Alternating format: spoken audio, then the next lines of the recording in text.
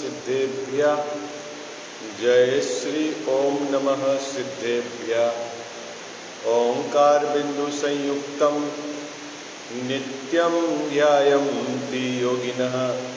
कामदं मोक्षदं चैव ओंकाराय नमो नमः। मंगलम भगवान वीरो मंगलम गौतमो गणी। मंगलम कुंद कुंदार्यो जैन धर्मोस्तु मंगलम। सर्वमंगल मांगल्यम सर्वकल्याणकारकम। प्रधानम सर्वधर्माणां जैनम जयतु शासनम। जैनम जयतु शासनम। जैनम जयतु। नमः श्री समय साराय स्वानुभूत्याश्चकासते। चित्स्वभावाय भावाय सर्वभावांतरेच्छिदे। इस भव के सब दुखन के कारण मिथ्या भाव। तिनकी सत्ता नाश करी प्रगटे मोक्ष उपाय। प्रगटे मोक्ष। जय बोलो देव शास्त्र गुरु की जय।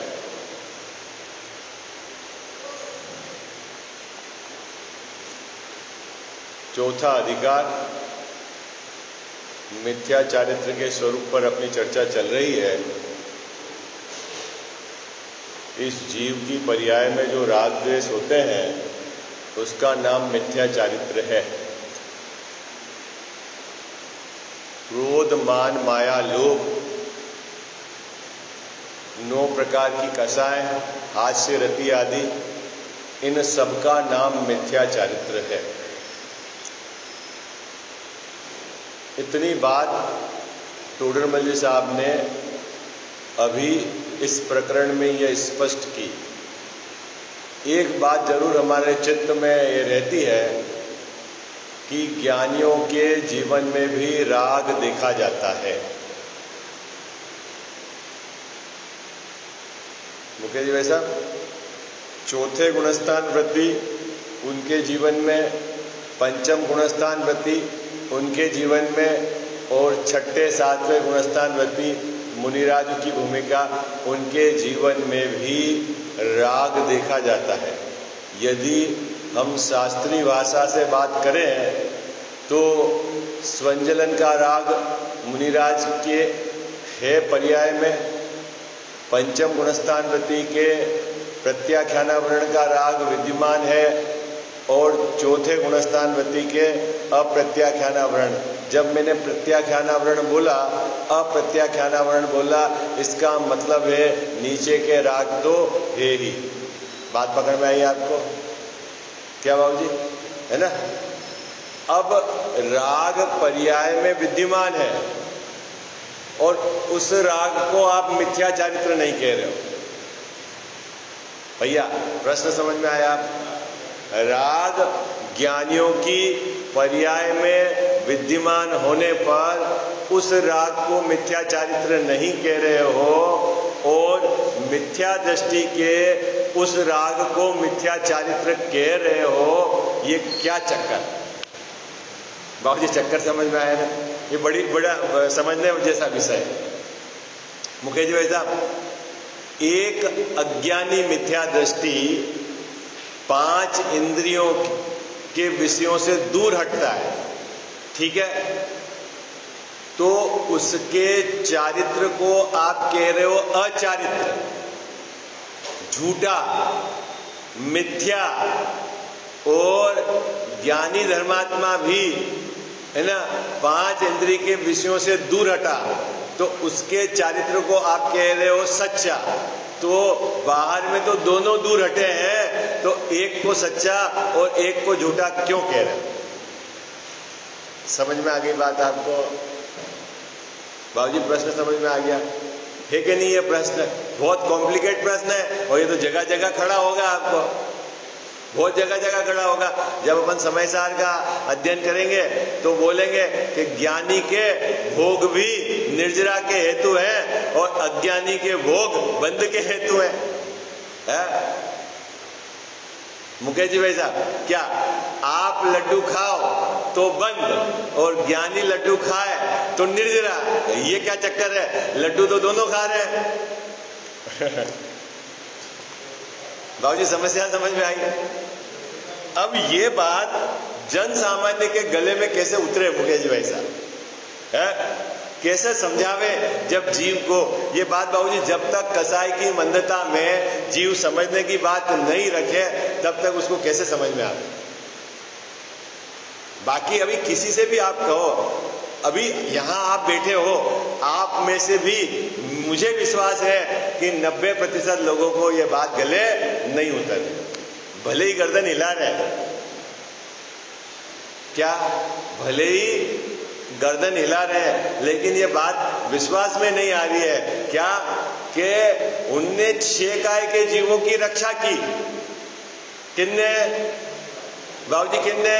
मिथ्या दृष्टि ने 6 काय के जीवों की रक्षा की। ठीक है, तो उसका तो असंयम मिथ्या चारित्र, और ज्ञानी ने 6 काय के जीवों की रक्षा की तो उसका संयम और उसका चारित्र। ये क्या चक्कर है? चक्कर समझ में आ रहा है आपको? प्रश्न समझ में आ गया बाबूजी? आगे बढ़े अपन। प्रश्न समझ में आ गया? टोडरमल जी साहब ने मिथ्या चारित्र को स्पष्ट करने के बाद अब यह कह रहे हैं कि मिथ्या चारित्र उसको कहना जिसमें स्वरूपाचरण का अभाव है। क्या क्या पंक्ति लिखी है? मिथ्या चारित्र उसको कहना जिसमें स्वरूपाचरण का अभाव है, और जिसमें स्वरूपाचरण का अभाव है उसी का नाम अचारित्र है। ये बात कहकर 2 बंटवारे खड़े कर दिए। क्या खड़े कर दिए? कि मिथ्या चारित्र में स्वरूपाचरण का अभाव है और जिनके स्वरूपाचरण का सद्भाव है उनके मिथ्या चारित्र नहीं है। बात समझ में आ गई अजीत भैया? अब उस पैराग्राफ को अपन पढ़ते हैं, विचार करते हैं और अब उसकी गहराई से अपन उसके एक एक पहलू पर जानेंगे। देखो, निकालिए पेज नंबर 98।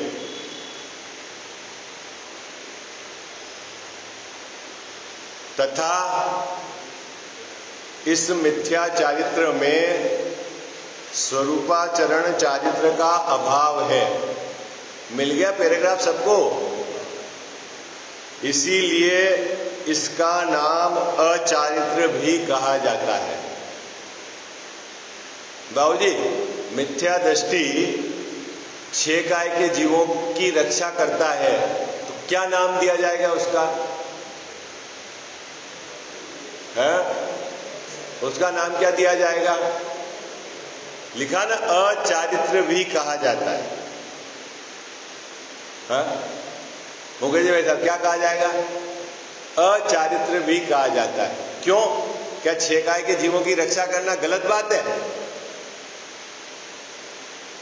आपके चित्त में प्रश्न खड़ा नहीं हो रहा? बाबूजी, 6 काय के जीवों की रक्षा करना क्या गलत बात है? और यदि वो कर रहा है तो क्या गलती कर रहा है? बोले 6 काय के जीवों की रक्षा करने का भाव है, हम उसको क्या गलत कह रहे हैं? क्या बाबूजी? टोडरमल साहब क्या कह रहे हैं? मुकेश भाई साहब, 6 काय के जीवों की रक्षा करने के भाव को हम क्या गलत कह रहे हैं? तो फिर आप कह तो रहे हो ना अचारित्र। अरे भाई, हम कह रहे हैं कि उसके स्वरूपाचरण का अभाव है इसलिए अचारित्र है।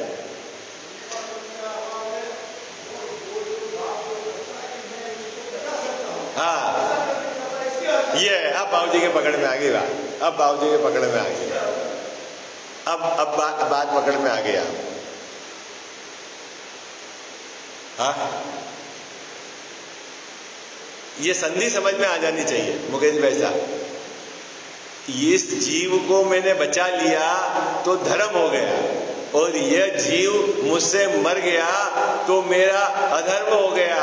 अने इसका धर्म जीव के मरने और बचने से है, इसलिए उसका नाम आचार्य है। उसको खबर नहीं है कि मेरा धर्म मेरे स्वभाव के आश्रय से है। बाबूजी बात पकड़ में आ गई आपको? मुखर्जी वैसा बात है? तू धर्म कहां से मान रहा है? हाँ बाबूजी कहां से धर्म मान रहा है? कि ये जीव बच गया तो मैं धर्मात्मा, और जीव मर गया तो मैं पापी, है ना?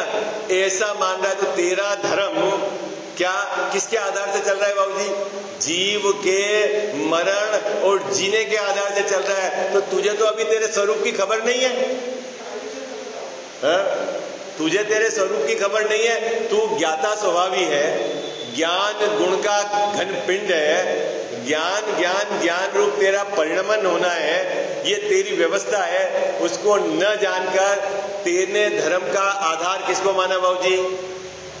है बाहर में जीव मरे और जीव जिए, तो तेरा स्वरूप के संबंध में ही निर्णय गलत है, तेरा धर्म के संबंध में ही निर्णय गलत है। इसलिए तेरे स्वरूपाचरण का अभाव है, इसलिए तेरा चारित्र अचारित्र है। मुकेश भाई साहब है गजब बात, गले उतर रही है? गले नहीं उतरती है। 5 इंद्रियों पर विजय कैसे प्राप्त करता है बाबूजी ये जीव? कि मैं इंद्रियों को शिथिल कर दूं तो इंद्रियां मेरे को परेशान नहीं करेगी, तो मैंने इंद्रियों को जीत लिया है। तो इसने धर्म किससे माना बाबूजी? है इंद्रियां शिथिल करूं तो इंद्रियों को शिथिल करने से तेरा धर्म होता है। इंद्रियों के सामान को हटा दूं उसके आधार से धर्म होता है। इंद्रियों को वश में कर लिया इसलिए धर्म होता है। किससे धर्म होता है भाई? हाँ अरे ये भाषा है वश में करना, वश में कैसे करते हो इंद्रियों को, ये तो समझाओ मेरे को।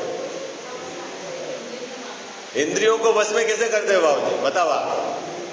आंख है, आंख से मत देखो तो इंद्रियां वश में हो गई।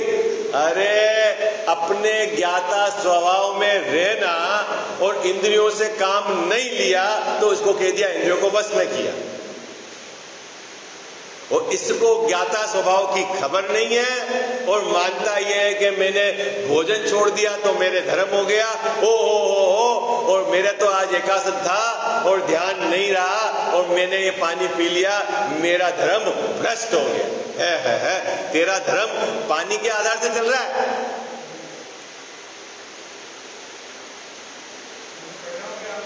मुकेश जी भाई साहब कहां से धर्म चल रहा है तेरा? बाबूजी कहां से चल रहा है? मैं शुद्ध भोजन करता हूं इससे मेरा धर्म चल रहा है, क्योंकि शुद्ध भोजन करेंगे तो मन भी शुद्ध रहेगा और मन भी शुद्ध रहेगा तो मेरा धर्म हो जाएगा। है तो तेरा वो धर्म किससे चल रहा है?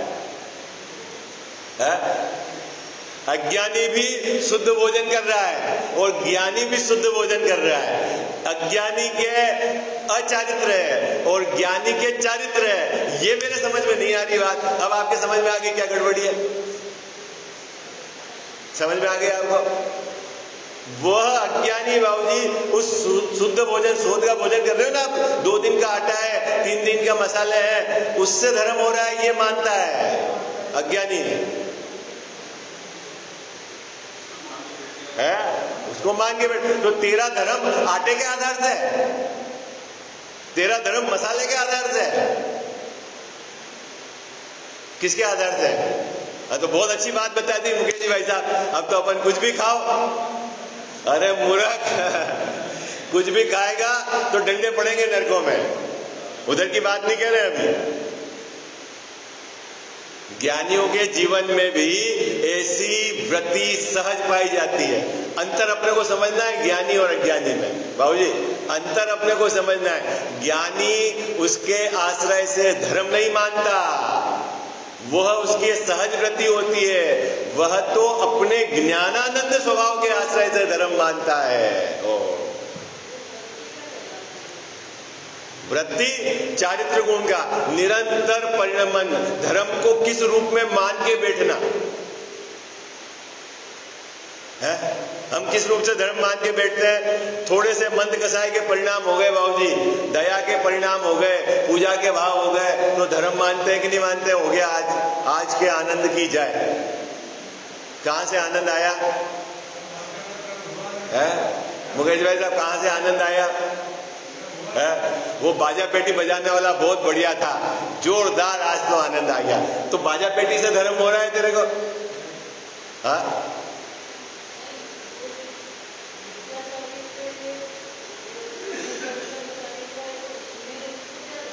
किसको? हाँ, कोई प्रॉब्लम नहीं उसको। नहीं, उसका चारित्र जितना है उतना सम्यक है। हाँ, वो मैं बताऊंगा ना अभी आपको बंटवारा क्यों सम्यक कहते हैं। अभी सबसे बड़ी दिक्कत क्या है बाबूजी जगत में, कि यदि अपन ये कहते हैं कि अचारित्र है, तो फिर ग्रंथों में लिखा हुआ है ना, इन पापों से 5 इंद्रियों से हटा। अभी आपसे पूछेंगे अवृत्ति किसको कहते हैं, 12 प्रकार की अवृत्ति बताओ, तो आप बोलेंगे क्या 5 प्रकार? 5 इंद्रिय और 1 मन, और है ना, फिर 6 काय के जीव और 5 स्थावर, है ना, त्रस और स्थावर, उनकी रक्षा वो है संयम, मतलब है। तो ये कहा, तो ग्रंथों में कहा, अब उसको आधार बना के बताएगा, ये तो सब गलत पढ़ा रहे। अब अपन उन्हीं ग्रंथों के आधार से बोल रहे हैं। देखो ये भी तो बात ग्रंथ में कही टोटल वली साहब ने, मुकेश भाई साहब ये बात कहाँ कही? ग्रंथ में कही।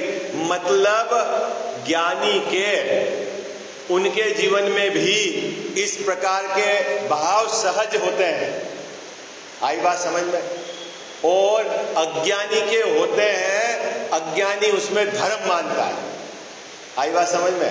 ज्ञानी के सहज होते हैं, ज्ञानी अपने स्वभाव के आश्रय से धर्म मानता है, और उसके धर्म भाव और या इस जाति का राग साथ साथ विद्यमान होने पर उसको धर्म पर लक्ष्य रखकर होने वाले राग को भी उपचार से धर्म कहा गया है। क्या बाबूजी? मामा के साथ आने वाला मामा का जो मित्र है उसको भी बच्चा मामा ही कहता है।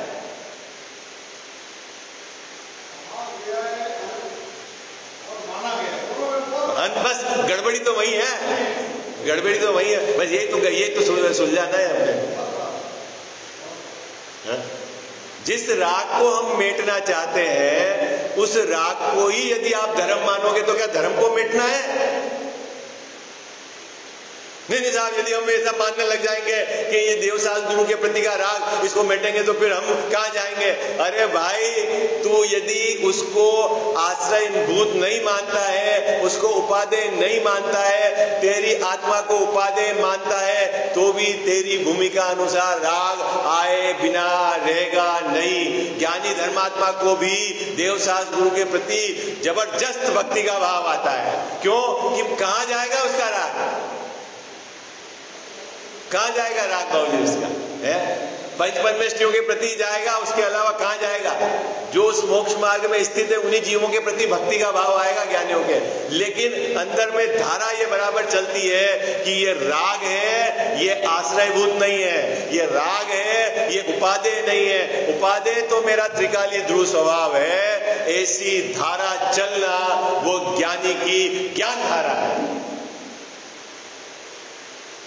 बात पकड़ में आ गई बाबू जी? हाँ जी, है ना जी? अब अपने को खोज करना है, अपनी धारा कैसी चलती है। देखो, है ना, मुद्दे वाली बात है, क्योंकि अपने को यहां वो एनालिसिस नहीं करना ये ज्ञानी है कि अज्ञानी। बाबूजी, किस कारण में अज्ञानी हूं वो बात पकड़ में आया, उसको मिटना है। अपन कोई सर्टिफाइड करने वाले थोड़ी है कि हम सर्टिफाइड करेंगे ये ज्ञानी है ये अज्ञानी है। मुकेश जी भाई साहब, और आपके सर्टिफिकेट की क्या भी वैल्यू है? और हम क्यों सर्टिफाइड करें? हमको तो आचार्य देव ने जो बात कही है उसका गहराई से विचार करके जो कमी मेरे जीवन में है, जिस शुभ भाव को मैंने धर्म मान रखा है, जिस शुभ क्रिया को मैंने चारित्र मान रखा है, आचार्य देव कहते हैं कि वो शुभ क्रिया जो तेरी है वो चारित्र नहीं है, शुभ भाव तेरा धर्म नहीं है। धर्म जो है वो कसाय के अभाव रूप होने वाली शांत परिणति है, आनंद रूप, उसको धर्म कहते हैं। ये बात तेरे को जचती है कि नहीं जचती है? तू मानता है कि नहीं मानता है? ये बात है। अभी देखो, अब यहां अपन बंटवारा करें।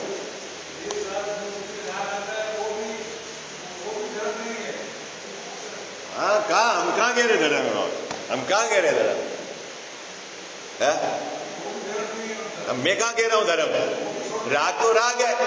मैंने धर्म कब कहा बाबूजी? राग को हाँ छोड़ने योग्य है, लेकिन भूमिका अनुसार होता है? चौथे गुणस्थान में रहेगा तो वो पूजा करेगा, भगवान के मंदिर भी बनाएगा, तीर्थ यात्रा भी जाएगा, सब करेगा। हाँ, अभी अपना है ना जो मोक्ष मार्ग प्रकाशक का जो अधिकार है 7वां, वहां 3 प्रकार के आभास की बात है ना? निश्चयाभासी, व्यवहाराभासी और उभयाभासी। ठीक है, ये बहुत बड़ी गड़बड़ी हो जाती है। क्या है? अब बाबूजी ज्ञानी के भी राग है देवशास्त्र गुरु के प्रति भक्ति का, और अज्ञानी के भी है। अब आप एक सिरे से खारिज कर दोगे ये जिसके देवशास्त्र गुरु की भक्ति का राग है वो सब अज्ञानी है, तो वो भी नहीं चलेगा। हाँ, वो नहीं चलेगा। क्यों नहीं चलेगा? आप पहचान कैसे करोगे? अरे बाबूजी कहां कंटिन्यूस स्वभाव में स्थिर होता है भाई? चौथे गुणस्थान वाला तो 6 माह में एक समय के लिए स्वरूप में स्थिर होता है और फिर उपयोग बाहर जाता है। ज्ञान धारा चलती है, वो चलती है, अनंत अनुबंधी का अभाव है, उसके रूप में उसको चारित्र कह दो, बाकी 3 प्रकार की कसाय तो विद्यमान है ना उसके। दुकान भी जाता है कि नहीं चौथे गुणस्थान वाला? तो वहां जाके क्या, अगर मान लो वो लक्स साबुन बेचता है तो 5 रुपए का साबुन 3 रुपए में थोड़ी बेचता है। कितने में बेचता है फिर? हाँ, कितने में बेचेगा बाबू? हाँ, तो 5 रुपए का साबुन 6 रुपए में बेचेगा तो फिर वो मिथ्या दृष्टि हो गया क्या? सम्यक दृष्टि। अरे साबुन से क्या लेना देना है? तो क्या कहां से अंतर है? तो कह रहे हैं उसको स्वरूप की खबर है। ये कह रहे हैं स्वरूपाचरण चारित्र का अभाव जिसके है उसके मिथ्या चारित्र, और जिसके स्वरूपाचरण चारित्र का सद्भाव है वो उसके मिथ्या चारित्र नहीं। ये बात कह रहे हैं इस पंक्ति में। समझ में आया आपको? हाँ, अरे उसकी भी पहचान बताएंगे बाहर। दुकान तो चलाता है ना? हाँ, न्याय से चलाता है। न्याय किसको कहना? अभी न्याय किसको कहना ये बताओ। घर में रहना न्याय है कि अन्याय है? घर में रहना न्याय है कि अन्याय है? तो फिर सम्यक दृष्टि नहीं रहता घर में। बहुत गड़बड़ है अभी इसमें, क्योंकि ग्रंथ में पढ़ ली वो उसकी गहराई से विचार नहीं है अपने। शादी करना न्याय है कि अन्याय है अजीत भाई साहब? बाबूजी क्या न्याय का न्याय है? तो फिर कोई भी सम्यक दृष्टि नहीं है, क्योंकि सम्यक दृष्टि तो न्याय नीति से चलता है। बहुत गड़बड़ है, बहुत गड़बड़ है। वो चरणान्योग के कथन को जहां जिस लेवल पे घटाना है वहां उस लेवल पे घटाना। हाँ बोलो बाबू। हाँ, अरे सरलता है परिणामों में। सरलता किसको बोलते हैं? कसाई की मंदता को बोलते हो कि स्वरूप की स्वीकृति को सरलता बोलते हो? कसाई की मंदता को सरलता बोलते हो तो मंद कसाई वाले सब धर्मात्मा।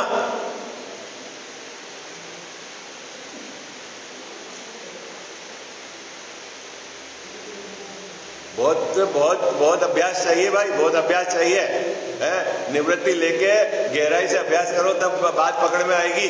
नहीं तो क्या होगा, कोई कुछ थोड़ा सा पकड़ लिया और उसके आधार से बढ़ोगे आगे, और आगे कुछ मिलेगा ही नहीं।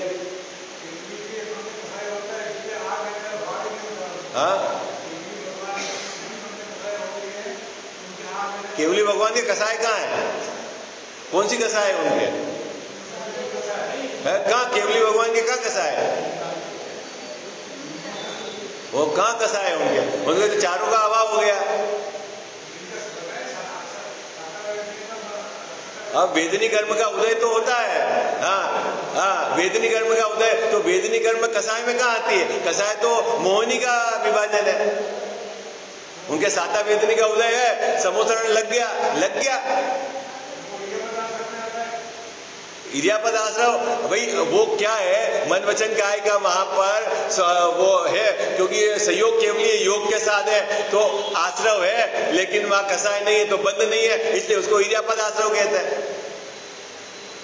क्या फर्क है बोला आप? बड़ा आप बहुत शांति से विचार करना। संयोग है ना, योग है तो प्रकृति प्रदेश आश्रव है, लेकिन स्थिति अनुभाग नहीं पड़ती, कसाय नहीं है तो है, आया चला गया तो क्या रहा? उसमें क्या है? वो तो सिर्फ डिफाइन करने को कि भाई योग के कारण होता है और योग चल रहा है उनके, तो इसके कारण वो है। क्या बात समझ में आ रही है आपको? अब मैं यह चित्र बनाता हूं, बड़ा थोड़ा सा विचार करने योग्य है ना, बहुत शांति से विचार करना। देखो मैं जो बात बताना चाह रहा हूं उसी को पकड़ना। हाँ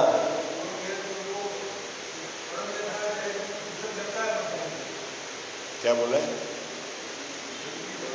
अपन बाबूजी? है ना, अभी प्रवचन के बाद आप मुझसे पूछना, तो विषय अपना डाइवर्ट हो जाएगा। आप जो पूछ रहे हो ना, प्रवचन के बाद आप मुझसे पूछना, मैं बताऊंगा आपको क्या क्या है अंतर। ठीक है?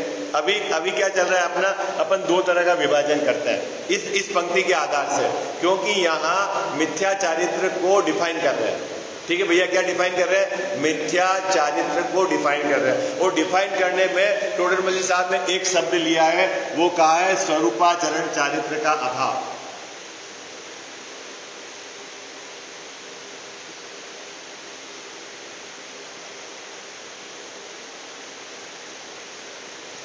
और यहां है सद्भाव,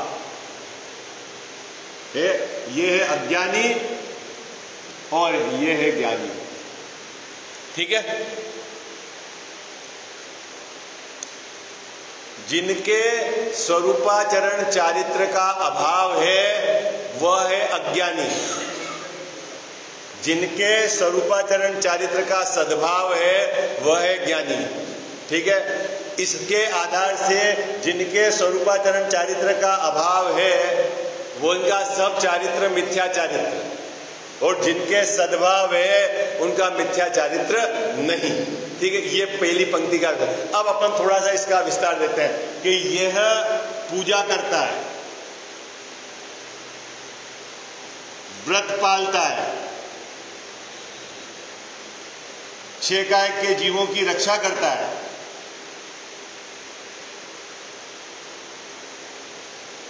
अणुव्रत का पालन करता है, ये भी पूजा करता है, ये भी व्रत पालता है, ये भी छह काय के जीवों की, और ये भी अणुव्रत का पालन करता है ना? बाहर से मुकेश जी भाई साहब, ये दोनों एक जैसे दिख रहे हैं, ये और ये दोनों एक जैसे दिख रहे हैं, ये और ये एक जैसी क्रिया दिख रही, और ये एक जैसी दिख रही। ऐसा बाहर में बिल्कुल एक जैसा होने पर भी इनकी जितनी भी ये क्रियाएं हैं, यद्यपि ये क्रियाएं राग वाली हैं, तो भी इन क्रियाओं को क्या कहा बाबूजी? क्या कहा? मिथ्या चारित्र। इसकी भी जितनी क्रियाएं हैं ये भी राग वाली हैं, ठीक है, लेकिन इसको मिथ्या चारित्र नहीं कहा। ये भी शुद्ध भोजन कर रहा है और ये भी शुद्ध भोजन कर रहा है। तो हाँ बोलो सब प्रश्न पूछो आप बहुत। हाँ वो अपन भी उसकी चर्चा करेंगे। हाँ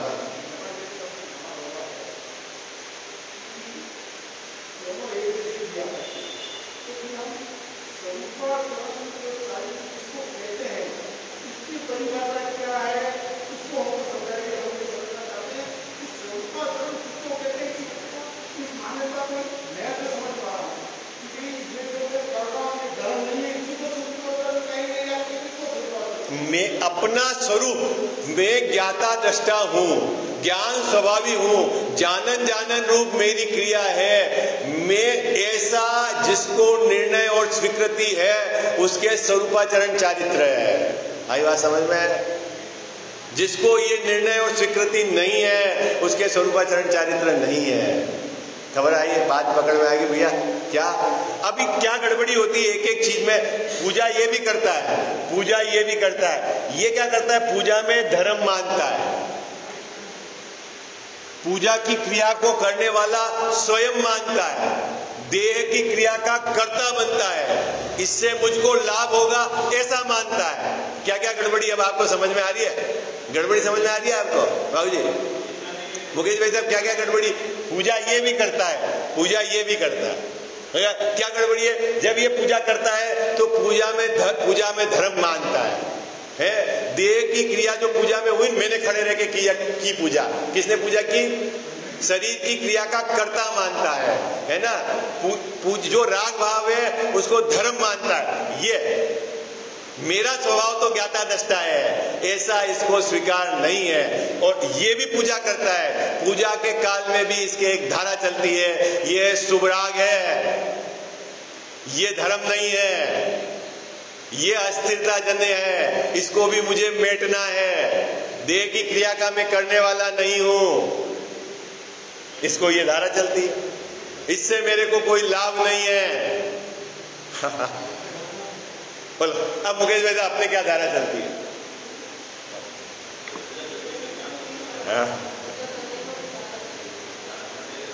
अरे बोलो भाई, अभी देखो असली बात सुनने अपने तो नियमित श्रोता है, अपन चर्चा तो कर सकते हैं ना खुल के।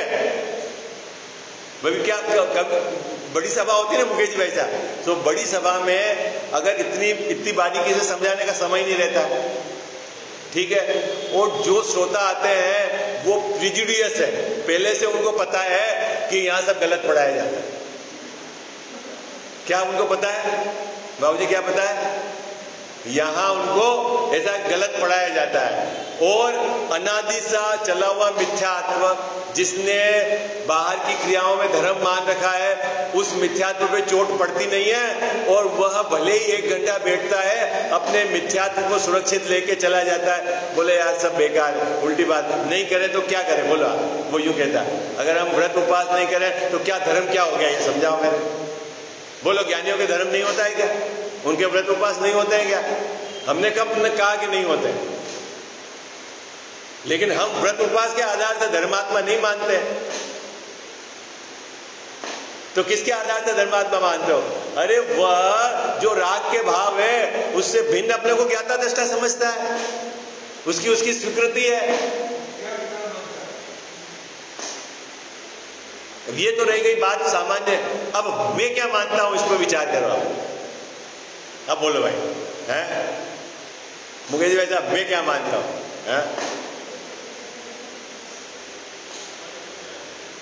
जैन साहब अपने क्या धारा चलती है? कसाई की मंदता हो जाती है तो अपन धर्म मानते हैं कि हम ये मानते हैं कि मंद कसाय है और ये कसाय है, इसको भी मेटना है। पूजा का भाव है उसको धर्म मानते हो कि पूजा के भाव को आश्रमबद्ध मानते हो? ये बताओ मुझे तो आप। अरे यहां नहीं बोलना, अंदर में क्या मानते हो?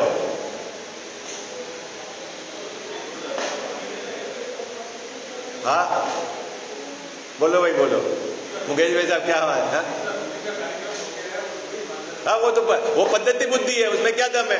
भाई ब्राह्मण जाएगा तो वहां शिव जी के ऊपर ढोल आएगा पानी, और आप जैन हो तो आपने प्रतिमा में पानी, अब आपको खबर ही नहीं किसकी पूजा करता हूँ, क्यों पूजा करता हूँ, क्या उद्देश्य है, उन्होंने क्या बात कही है, मेरे को क्या करना है, कोई ठिकाना नहीं है। बस मेरे पिताजी करते थे अभिषेक, मैं भी अभिषेक, और अपन को 50 बरस हो गए, अब धर्मात्मा है, और बहुत बढ़िया बात है।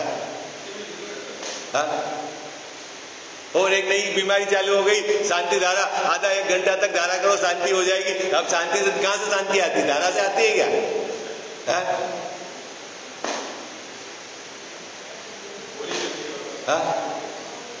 अब मंदिर वालों का इंटरेस्ट हो पैसा इकट्ठा करना, तो बोली लगा लो। अब जो ज्यादा अच्छा पैसा इकट्ठा कर ले वो पंडित बढ़िया, वो महाराज जी बढ़िया, जो मंदिर को ज्यादा चंदा दिलवा दे। किसको धर्म सीखना है? हा?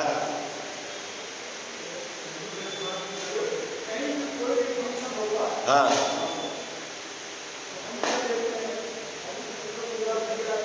मैं बताता हूँ क्या देखते हो, भीड़ कितनी है, खाने की व्यवस्था कैसी है, उन्होंने क्या करा। अब उन्होंने मूल बात अंदर में क्या बताया, उसे क्या लेना देना हो है, कितना पैसा इकट्ठा हो गया है, बस फिर आगे घर पे एनालिसिस करेगा। ओ इतने की बोली गई, इतने की। अरे मूर्ख, तेरा मनुष्य भाव तू इसमें विचार ही नहीं कर पा रहा, किसके आश्रय से धर्म में फायदा हुआ कि नुकसान हुआ, तेरे को एनालिसिस नहीं है।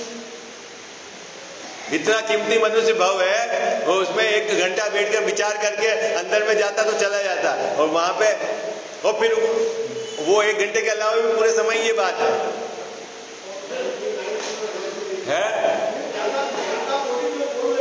हाँ? भगवान की जय। और शांति आ गई, वो तो शांति आ गई ना फिर। हाँ, क्या मतलब, क्या देखो बाबूजी, जिनके कान में ये बात पड़ी नहीं उनकी तो जाने दो। अब अपने कान में पड़ी है तो भी अपनी धारा अभी पलट नहीं रही है, अपनी धारा नहीं पलट रही है। अभी भी अपने को क्रियाओं का जोर है, जबरदस्त जोर है। अभी भी हम मानते हैं कि देह की कोई क्रिया है, उसके आधार से धर्म होता है। अभी भी हम ये मानते हैं कि मंद राग का परिणाम है, वो धर्म का परिणाम है। धर्म राग से जुदी चीज है, और धर्म स्वभाव के आश्रय से होता है। राग की तीव्रता मंदता से उसका कोई लेना देना नहीं है। जब तक इस जीव को निर्णय नहीं होगा तब तक ये जीव चक्कर में फंसा है। स्वरूप की खबर नहीं है इस जीव को। मेरा स्वरूप कैसा है? ज्ञाता दृष्टा, जानन जानन जानन जानन जानन रूप मेरा परिणमन। जानना देखना मेरा स्वभाव, जानने देखने के अलावा मैंने कुछ किया ही नहीं। ये जो राग द्वेष है, ये मेरा स्वभाव भाव नहीं है, ये विकार है, ये बीमारी है। बुखार आया है, ये स्वस्थ शरीर की निशानी नहीं है। बुखार आया है मुकेश जी भाई साहब, ये स्वस्थ शरीर की निशानी नहीं है। ठीक उसी प्रकार जो मेरे को राग भाव आया है, चाहे बच्चे के प्रति का राग आया हो, चाहे देव शास्त्र गुरु के प्रति का राग आया हो, ये स्वस्थ शरीर की निशानी नहीं, मतलब राग मेरा नहीं है, ये स्वभाव की निशानी नहीं है। आई बात समझ आए? ये मेरे स्वभाव की निशानी नहीं है। मेरा स्वभाव तो ज्ञाता दृष्टा है। बोलो, चलता है ऐसा? अरे बोलो ना। अब मुकेश भाई साहब कह रहे हैं 99.9999, तो मुकेश भाई साहब 6 माह 8 समय में 608 जीव ही मोक्ष जाते हैं। आई बात समझ में? जिनके ये समझ में आएगा, जो निर्णय करेगा, जो स्वीकार करेगा, और जिसने अपने स्वभाव का निर्णय करके उसके सन्मुख रखकर अपने को अनुभूति करी है, उसमें स्थिरता करेगा, उसके सम्यक दर्शन ज्ञान चारित्र है, वो मोक्ष मार्ग में है भाई।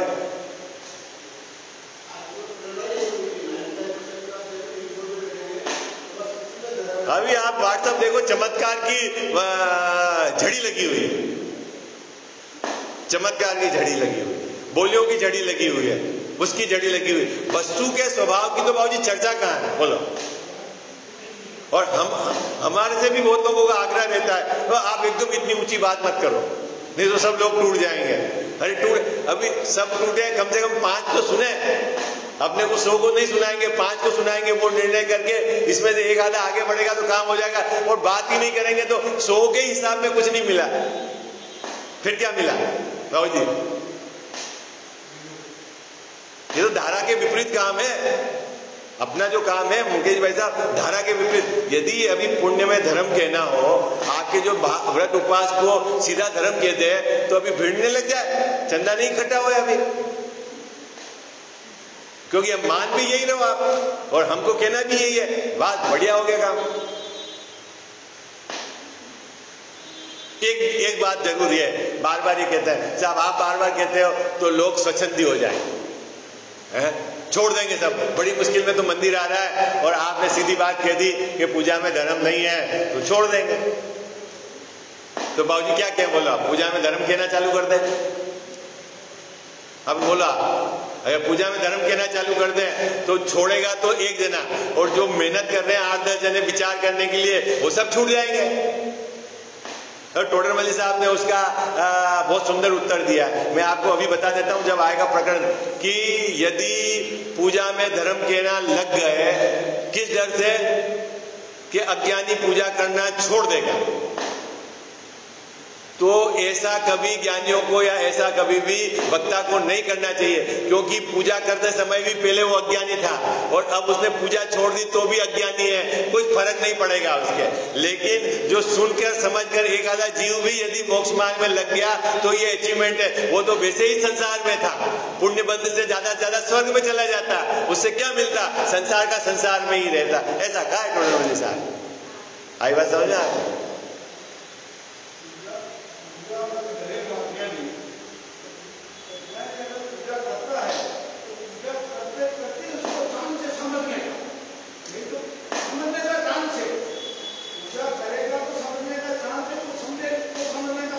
पूजा करे नहीं, वो आके सुने तो सही, कि या विचार तो करे कि मैं पूजा कर रहा हूँ, किसकी कर रहा हूँ, क्यों कर रहा हूँ, और सिर्फ पद्धति बुद्धि से करे और सुने ही नहीं बात, तो क्या क्या काम है? वो आए सुने, कसाई की मंदता होगी, उसके भवितव्यता होगी, इसके सुधरने का काल आएगा तो सुनेगा।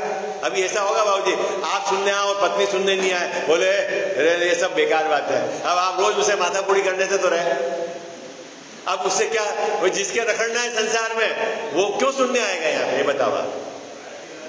वो आएगा ही नहीं, गेट पे आ जाएगा। मैं सेक्टर 5 में एक ऐसे व्यक्ति को जानता हूँ, नाम नहीं बताता, वो उनकी वाइफ के रोज दर्शन करने का नियम था, वो दर्शन करने के लिए लेके आते है ना, उनकी नौकरी थी, वो नीचे स्कूटर पे बैठते, वो मंदिर में ऊपर दर्शन करने नहीं जाते। बाबूजी उनकी पत्नी दर्शन करने जाती, जो भी पाठ वाठ बोलना, इतनी देर वो नीचे बैठते। मैंने उनको कहा भाई समय तो आप निकाल के आए ही हो, ठीक है, अब इतनी एक सीढ़ी चल के भगवान के दर्शन करने हैं। बोले यार सब पापी लोग ही आते हैं, अपने तो पाप ही नहीं करते, क्या करें? तब बाबूजी क्या करना? अभी ऐसे है जीव, नाना प्रकार के जीव है। चलो अपन अभी पहली पंक्ति का अर्थ समझ में आया आपको? मिथ्या चारित्र में स्वरूपाचरण चारित्र का अभाव है, ठीक है। ये अपन चार्ट कल थोड़ा सा इससे आगे फिर चर्चा करेंगे।